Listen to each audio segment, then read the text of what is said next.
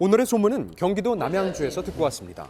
처음엔 좀 수상해 보여도 하다 보면 그야말로 습관처럼 만지게 된다는 그것.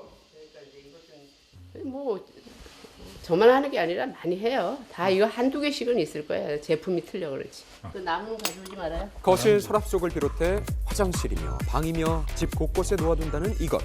모양도 재료도 제각각인데 용도는 단 하나라고 합니다. 혹시 여러분은 짐작이 가나요?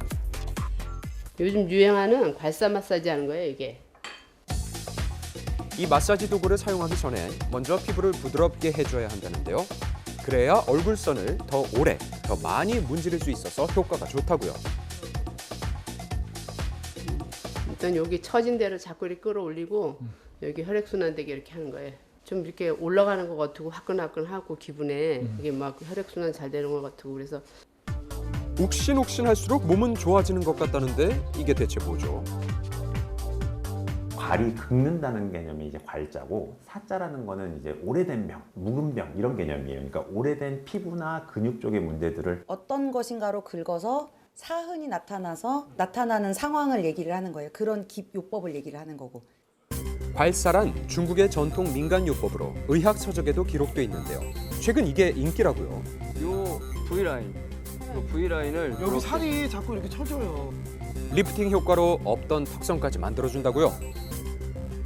붓기도 좀 빠지고 이 혈액순환이 좋아지면서 도움이 되는 것은 맞습니다. 마사지가 주는 어떤 연장선상에서의 효과는 어느 정도는 예측할 수 있다고 봅니다. 의미가 있는 치료예요, 실제로.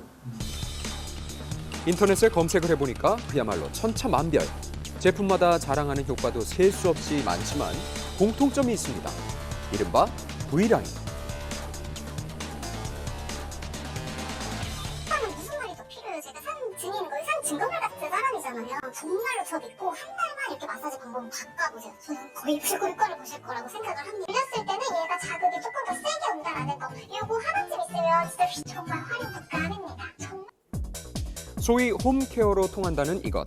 인터넷이나 SNS상에서는 이미 유명한데요. 피부 쪽에 목적으로 할 때는 그 혈관 내 온도들을 높여줘가지고 순환을 좀 수월하게 해주는 게 하나 있고, 근육 쪽 목적으로 사용할 때는 특정 근육들이나 뭐 인대 같은 것들이 유착, 자기들끼리 이제 엉겨 붙어 있거나 많이 굳어 있을 때는 그거를 직접적으로 풀어주는 효과로 사용하는 거죠. 물리적인 자극에 의해서 피부 여러 구조층이 일시적인 수축이 되거든요. 그러니까 하자마자 봤을 때는 리프팅 돼 보인다든지 피부가 좀 탱탱해진다든지 그런 효과도 사실 기대할 수는 있습니다.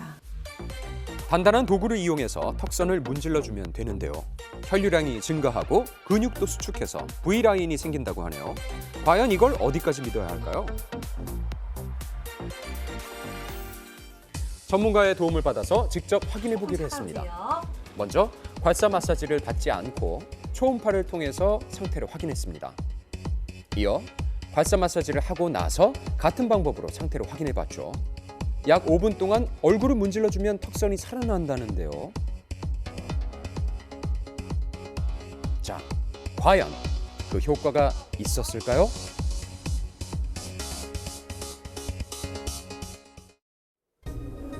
기대만큼 좋은 결과가 나왔을지 확인해 보죠. 지금 실시한 결과에 의하면 그 전이랑 후가 유의미한 차이를 보이고 있지는 않으신 거예요.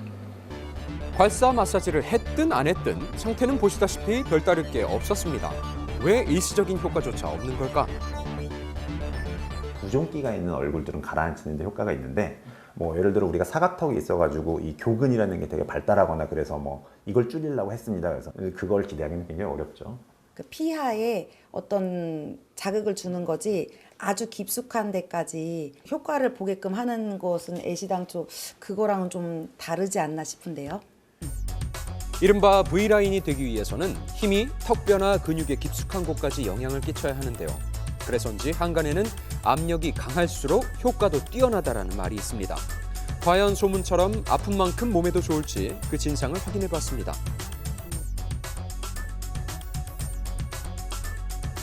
오히려 조직에 상처를 낼 수가 있단 말이에요. 점상 출혈 같은 게 생긴다든가 뻘개진다든가 아니면 오히려 그것 때문에 더 조직 같은 게 연부 조직이 부을 수도 있는 거고. 너무 센 자극 자체도 피부의 그 자극 자체만으로도 자극성 접촉 피부염을 유발할 수가 있거든요. 이제 정말 극단적인 경우에는 피부세포가 죽는 경우도 있거든요. 과한 마찰과 자극이 좋을 리 없겠죠. 갸름한 얼굴은커녕 문제성 피부만 될 수 있다고요. 얼굴 쪽 근육들은 생각보다 되게 작은 근육들이에요. 그리고 작은 근육이 협업을 해서 움직이는 거기 때문에 일정 이상 강도로 자극을 주면 근육 자체가 손상될 가능성이 얼마든지 있어요.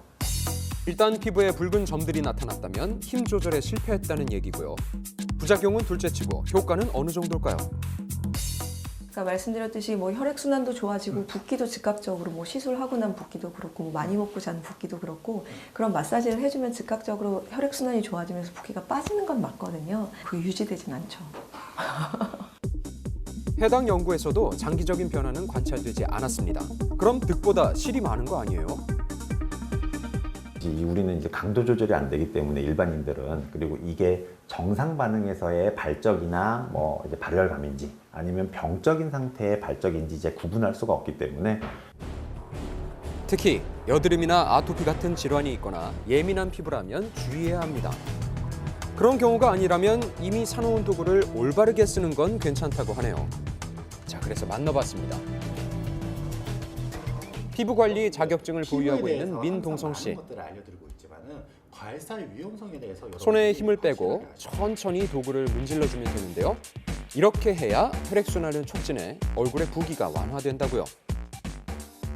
그냥 딱 얼굴 안색을 맑게 하는 그 정도의 효과가 있습니다. V라인까지 되시려면 다이어트 하시는 게 가장 좋은 방법이겠죠?